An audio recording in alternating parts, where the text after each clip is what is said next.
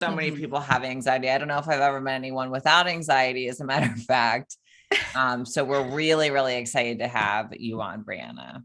I'm excited to be on. Yeah, anxiety has had a real glow up the past 2 years per the pandemic for, good, bad, or indifferent. I mean, it's gotten a lot more PR, but I do think Yeah. it's definitely a misunderstood and kind of overused. Some people I think lean on it as a joke, like I have anxiety. And I've kind of coined the term recovering super spaz over the years. So I ended up turning my dissertation into it and kind of made it my life passion. So I'm super excited to talk about all things anxiety. Oh, thanks That's for really being here. great. Yeah, because a Mhm. lot of people need to know what it is and how to deal with it. And I know a lot of people don't even know where it came from. It's like one day all of a sudden you were anxious and you're like, or your body, for me, I had anxiety bad. I had bad panic attacks, and it was based on the way my body felt. Right. And then Mhm. I would get panic attacks about having a panic attack, Oh, which is, yeah. I'm sure, super common. So let's Yeah. start from the beginning. So let's talk about, what anxiety is and why it isn't all bad.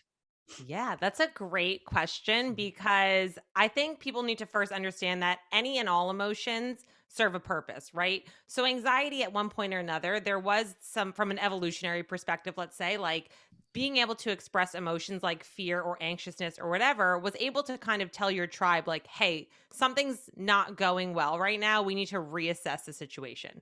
Now, our tribe these days is maybe the people we hang out with, a job we have, relationships we're in, too many projects we take on. And so, there is this sort of sense of, adaptive anxiety, right? And like the benefits of that to let us know that there's a potentially dangerous situation. The problem with humans is that we can think ourselves into situations that don't actually exist, or worry, stress about stress, right? Get anxious that Yeah. we're not doing enough. And I think now more than ever with the comparison game and social media and all of that, it's almost like, well, I have more anxiety than you do, and I can be better at having anxiety. And it's like, at some point, we need to take a step back and look at what anxiety actually is, because everybody experiences stress and anxiety basically at one time or another. But the difference is that like stress is truly a response to a threat or a situation. And stress many times can also be subjective, right? So, like, what's stressful to me is not going to be stressful to you.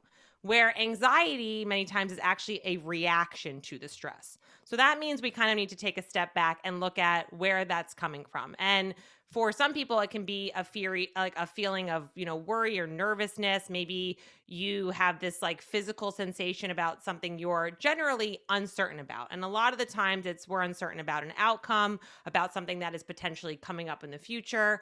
And what's important to note as well is that anxiety is technically a spectrum, meaning that at any given time, it's going to be important to look at the severity and the duration of the symptoms that somebody is kind of experiencing. And it can range from sort of, helpful anxiety is what I would call, like, you get nervous for doing a podcast or an interview, or you're going on a date, right? Like that's exciting and that's good anxiety, right? And then we can have full on debilitating anxiety where we have, Mhm. panic attacks and things like that. So it is important to understand kind of where you are on the spectrum and sort of take a step back and look at what are other related issues that can be going on, because it could be underlying stuff like inflammation, stress, neurotransmitter imbalances, hormone stuff, but it could also be triggers and genetics. And so it's kind of really important to take that big step back first. Yeah. What are some of the neural pathways involved in anxiety? Yeah, so this is something that I think is so exciting because this is what actually helps people sort of differentiate what kind of anxious person am I? Because that I think is also a first step that most people should take is, some people when they get anxious, they quite literally feel anxiety, right? Because of adrenaline and cortisol and epinephrine and all those things, right? If you're that kind of person, and we'll talk about that in a second, and you tell somebody just calm down, that's actually not going to help because that requires you to engage your prefrontal cortex. So, the two main kinds of anxiety that we really do see is the cortex pathway and the amygdala pathway, right? And so, the cortex pathway deals a lot with the way that we perceive and think about anxiety, or thinking ourselves into situations that quite literally will never happen, going down what I call a super spaz spiral, right? Like worrying about worrying, obsessing, all that kind of stuff. And this is where we can actually do things like brain dumps and cognitive behavioral therapy that can be, visualization, that sort of things. Or when you tell somebody to rationally kind of calm down, not that that's ever a great thing to say to somebody, but they can actually sort of wrap their head around it a little bit more because their brain on some level is trying to do some damage control of like, how can I protect myself and what's going on?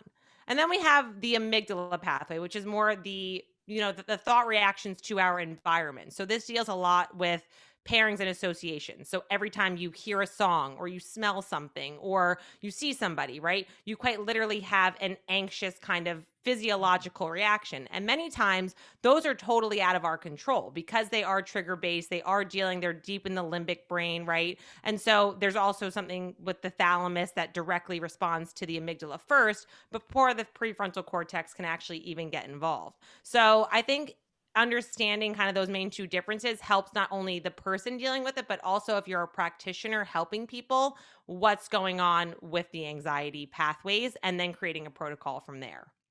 That's so good that you Mhm. differentiated between that. So I love how you in the beginning said stuff about stress and inflammation. So what is the role of stress and inflammation in anxiety? This is a great question because stress and inflammation, anybody who follows me knows that I am like so sick of everybody blaming stress and inflammation for everything.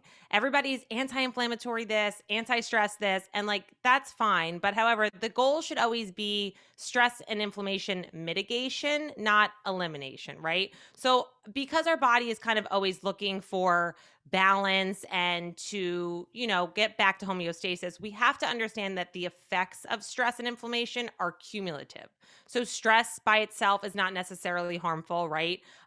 Inflammation by itself is not necessarily harmful. Without either of those, we would be dead. They're really important from an evolutionary standpoint, from a physiological standpoint, but it's the frequency, right? The duration, the dose, the intensity that accumulate over time. So it's this idea of our allostatic load. And so, again, the goal is not to necessarily evade stress or inflammation or all of that, but what I call assessing your stress and inflammation bucket, right? So, how full is that bucket? How many things are we consistently putting into that? And how often are we able to empty that bucket out? And manage and kind of what I call like, being able to bounce back, or what I call like big hoop energy, which I joke about. Like, Mhm. you are dealing with life and what it throws at you, but being able to be resilient and building a robust emotional response. Just like we have to, it's like everyone being afraid of germs now. Like that's not the goal. We don't want to live inside and be, bubble boy and bubble girl. We want to build a strong, robust response. So emotional resiliency is really important as well. And understanding that, yes, of course, stress and inflammation play a role. They are very much so intermingled. And inflammation is actually your body's non-specific response to stress. And so we have to, before we go and just, blame inflammation for everything, we have to say, well, what's causing that non-specific response in the first place, and what of these stressors are kind of, mine that I'm contributing to, and which of these are sort of out of my control? What are dietary stressors, chemical, biochemical, right? So on and so forth. And then taking it a step further and even looking at, like, I think a big piece of the puzzle most people don't look at is, how am I contributing to this too, Yeah. right? So allowing pro-inflammatory people, pro-inflammatory thoughts, staying in our to stay in our lives as well, because that is a huge role that is stressing out the nervous system in the body as well. Right. Yeah. Because not everybody who's inflamed has anxiety. Mhm. Totally. Yeah. Mhm. Yeah. Yeah. What are some healthy coping mechanisms for anxiety? That's a great question too, because the coping technique, I think, regardless of what kind of trigger that you have going on, is really important to figure out. So I think step one is figuring out what some of your triggers are, right? So again, is that environmental stuff? Is that lifestyle stuff? Is that dietary stuff going on? And then there's a couple of different, again, figuring out maybe what kind of neural pathway you have. You can actually schedule out worry time, right? Which is, I think, something that's helpful for a lot of those type A people who tend to, worry about worry, and again, have that sort of prefrontal cortex That's worry. a cool way Um, to describe that worry time. I love that. than Yeah, any. like literally like plugging into your phone where just like, I'm not one of the Fitbit crew people where like, I guess it shakes you and tells you like, yo, you haven't walked today. And then like, this is what happens is like the day goes on and then we all of a sudden like are worrying that we didn't get all this stuff done. And if you can just like chunk it together and say, yeah, from 10:07 to 10:15, I'm going to just like let myself worry, because if you almost put yourself in that situation, you can see how your mind just likes to create stories and narratives that aren't actually true sometimes. So it's like putting it into a forced situation to say, go ahead, have carte blanche, worry about all you want. And you're just like, well, I don't have anything to worry about. Right. So it's So like true. almost just No. giving your body permission to be like, yeah, go ahead. It's like having a kid being like, yeah, no, go ahead. You can have whatever you want. And then they're like, wait, what? Is this a trick? So your body's almost like, that's weird. It's true. When I one of the first things that helped me with anxiety was, instead of trying to fight it so much, I was like, you know what, bring it on. Like, Yeah. bring it on. What's the worst that's going to happen right now? Mhm. And then Absolutely. it would be like, probably nothing, Yeah. and it did help me to get rid of that. Yeah. Getting I mean, very exposure positive. therapy is obviously like the extreme of that. And I would tell Yeah. people to work with a professional for that if it is Yeah. truly like something that's, but to your point, like I think there was a quote. I mean, I get a lot of my mental health tips from TikTok, as we do these I know. days, but somebody has, I'm like, Mom, don't call me. I am scrolling on TikTok for my mental health, which is, I guess, probably not true, but I digress.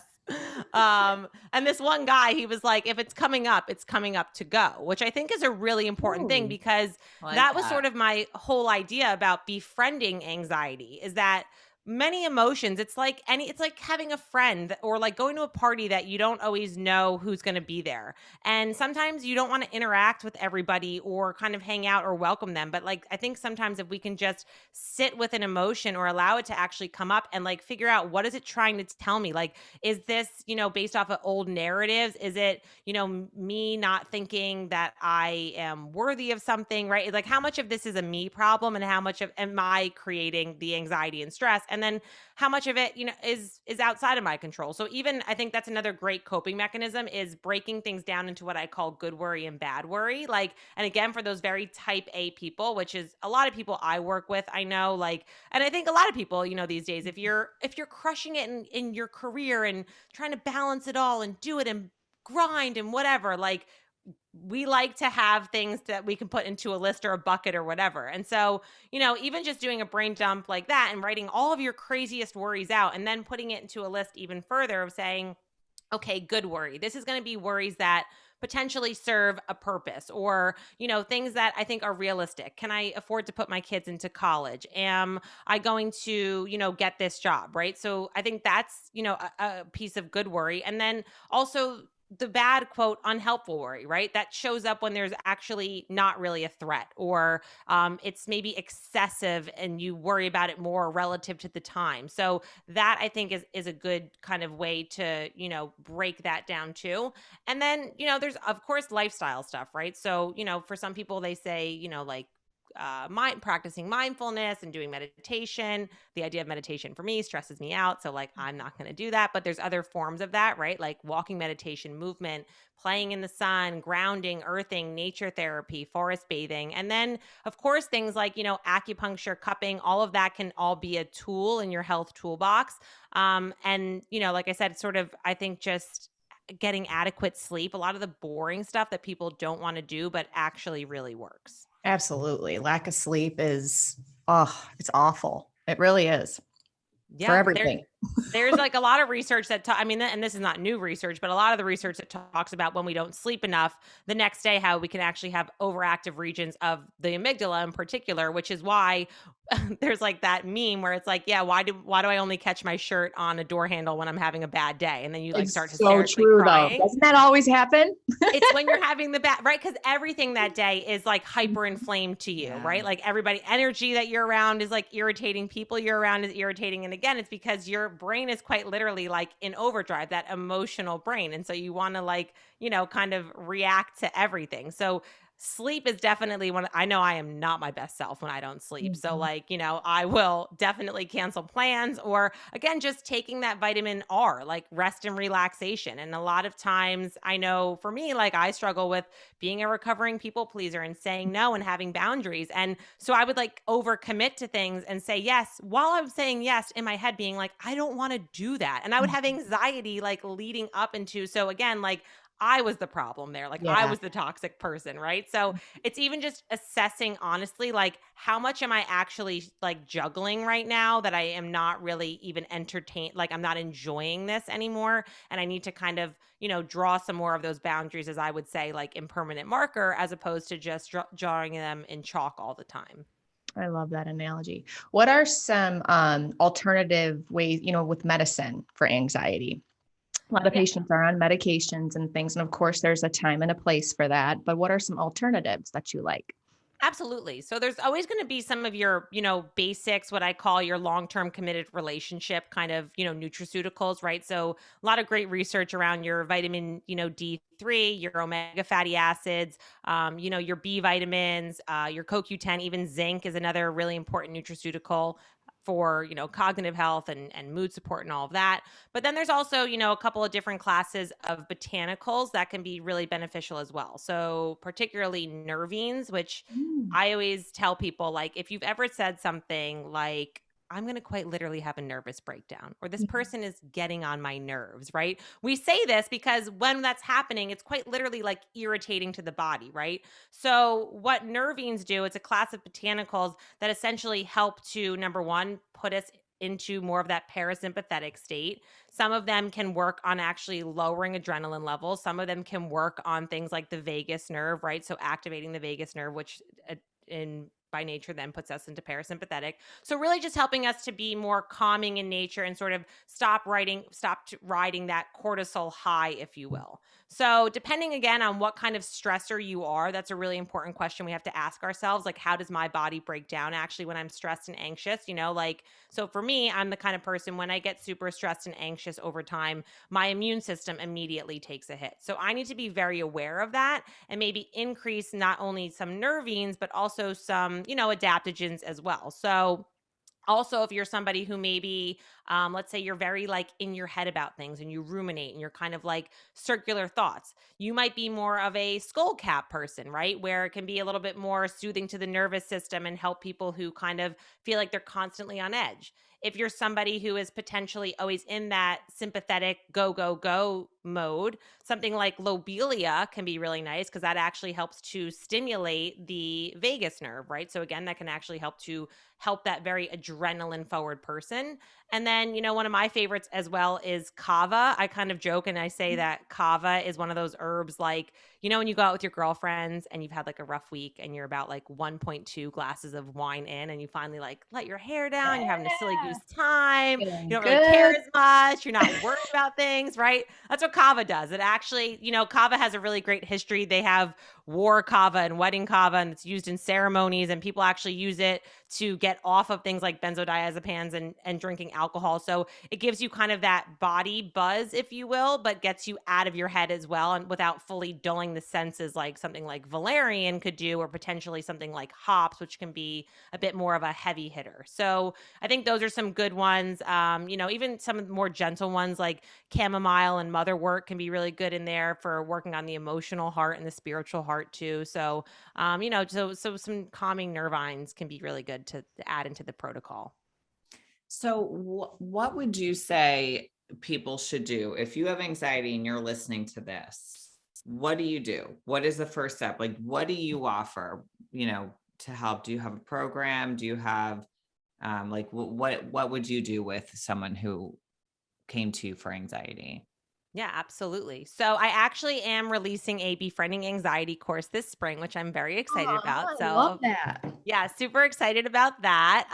So, stay tuned for that. That's all will be on my website on briannadiorio.com. But I think first things first is to just give yourself some grace, right? Like, honestly, life is tough. And these past 2 years have been really weird, nobody has experienced this before. And so to have these new emotions, like I said earlier, like if it's coming up to go, and it's generally coming up for a reason. So I think that is first things first. And the idea is that just take off the table that you need to like never have anxiety again, because that's putting pressure on ourselves. The goal should be, how do I manage this and mitigate this, and how do I begin to cultivate emotional well-being, right? Because again, anxiety is generally is a symptom of imbalances, not necessarily, quote, a disease, right? So like we don't always need to be putting another label on things. So understanding that these are important emotions, all emotions are meant to evolve us and challenge us and direct us towards listening to where there potentially are imbalances, right? So I think that is, step one. I think a second step is kind of embracing that idea of worrying well, as they would call it. So thinking about, okay, is this helpful anxiety or is this unhelpful anxiety? Is this good worry? Is this bad worry? So that can be, again, writing down all of the things that you are quite literally feeling anxious about, assessing what those triggers are, assessing where you're allowing things that actually don't serve your highest good anymore. Again, a lot of those, pro-inflammatory people thoughts, things that we're even saying to ourselves. And then, like I said, even just working on, cognitive flexibility, right? So being able to sort of see the bigger picture, which again, doesn't always help in, the moment, but paying attention to your thoughts, right? Actually looking where your mind goes. There's an herbalist named Todd Caldecott, I believe is his name. And he talks a lot about how anxiety is actually a misuse of our imagination. Because think about it, if you can worry yourself into the worst situations, that means that you could potentially worry yourself into the best situation. So even just pausing and saying to yourself of truly, when you're watching your thoughts, you don't always get to control what thoughts pop up, but you don't have to believe every thought, and understanding that, all of those thoughts that you're potentially having are not always factual, right? So practicing the idea of pattern interruption, right? So also even quite literally snapping yourself out of it. So like people will like wear a wristband, right? And like snap themselves to kind of retrain that neural pathway. And then, like I said, kind of thinking of the things, doing less, I think sometimes to get more out of your health in general too. So what's one less thing I can actually do today? Because when we're so consumed with like, I have to be less anxious, or I have to be healthier, I have this protocol, like what's one thing that I can do less of, and just kind of bring myself back to the present right now. And it's an old saying, but this too shall pass, right? Like we need these emotions, and sometimes sunshine all the time makes a desert is what I always tell people. So it's transient and it will pass, and understand. Yeah, it's that one I think is a really nice, I'm a big mantra, like one-liner kind of gal. So that's, I think, the sunshine all the time makes a desert. You got to have it. It's a part of life. There's some emotions we don't love as much, but unfortunately that's just, as long as you're living, you're going to experience it. So try and figure out what it's trying to tell you, and, sit with it for a little bit. Like, Dr. Becky was saying, like, it's not going to kill you. It's a feeling, right? You might feel like you want to die because it's the same neural pathways sometimes, like pain and physical pain and emotional pain, but you're going to be okay. So, developing even that list of what's going to help bring you back to what I call your ness, right? Like my Bree-ness. So that's like, it could be crying on the floor. It could be calling your mom. It could be putting on a sweatshirt that makes you feel really sexy and amazing. It can be, it could be going to a new coffee shop that's been on your list forever. So anything that's going to just help make you feel getting a small victory back into your life to gain some of that positive momentum, to get you out of that uneasiness, unworriness about what we potentially might or may not know. Yeah, I love that. It's so true. Or even like going out with friends or watching, something that make like stand-up comedy or whatever, like laughing, but crying. People are afraid to cry. I'm like, crying is like therapy. I mean, I joke, I'm like, why people compliment my skin all the time. I'm like, do you know how many times I call my mom ugly crying from like a public park bench? The squirrels that judge me randomly in the towns of all of Monmouth County, New Jersey, like, it's great. And tears are antimicrobial, right? They actually can help to lower cortisol, right? So it is, and if people, it's crazy. Like, look at a baby, right? When they have an absolute meltdown, they have a temper tantrum, and then they're sleeping like 5 minutes later. They have sometimes the best night's sleep ever. I know for me, when I've had some of the most, what we would call maybe a quote breakdown or whatever it is, an emotional breakdown, I will sleep amazing that night, but also it's breaking down things that I feel like are important to break through, right? So like, what is Right. this actually breaking down? It's not breaking down me. It's breaking down patterns, stories, narratives that actually aren't true, that aren't serving me. So I'm going to embrace that. And as we know, what you resist persists. So if you don't find a way to get it out, your body will figure it out. For some people, they'll start to have eczema, Yep. psoriasis, they'll have acne flare-ups, right? They Hormones. will lose their periods, they'll gain weight, they'll have intense cravings. So your body and its biology will always win. So suppress it all you want, but it's going to come out, and generally at the wrong time, that's when we see people who will explode for no reason, like other than that they've just been suppressing it for so long, Yeah. like that pile of clothes in the corner of your room that you're just like, I could put a couple more shirts on that. Like I'll get to it in the future. And then you add one more shirt and it comes crumbling down on the day that you didn't sleep the night before, you're hungry, and then it's like a mess. So it's like preventative care also includes for your mental health as well. Yeah. Feeling the feel the feelings is like something that, I was going through something, last year and part of this year. And I was like, instead of running, from things or trying to suppress them, just feel it. And if it makes you cry, if you scream into a pillow, if you, whatever, that's how you get through it. You actually have to feel it and move it out. Yeah. So the only way to get over something is to sit with it, and you get through it, right? Like that is you have to just be there and be with it, like wherever you go, there you are, and your problems can quite literally travel with you. That's why people will go on these, like, you go on vacations and whatever else, and then you end up crying like in the bathroom hotel tub by yourself. And it's like, because wherever you go, there you are. So, I mean, would I rather cry on a yacht? Absolutely. But at the end of the day, if I'm still sad and I'm still crying, I have to still deal with it. I love that. So when did you say your program was coming out again? It's going to be released probably the end of April, early May. Okay. And where else can everybody find you? So I'm most active on Instagram. So it's just at Brianna Diorio. And that's kind of where all my links are for my website, which is just briannadiorio.com. I have a podcast as well called the Brianna Approved Podcast. So you can also find me on there. And I mean, TikTok, not really. I just that's for my mental health. I take breaks during the day and go down like a 3-hour TikTok rabbit hole. So find your girl on Instagram. Oh, I love it. Well, thank you so much. You're amazing. We had so much fun with you. Thank you guys for having me. Yeah. I'm super grateful for the time, and I hope you all have an amazing day. Thanks everybody for listening also, and have a great day, everybody.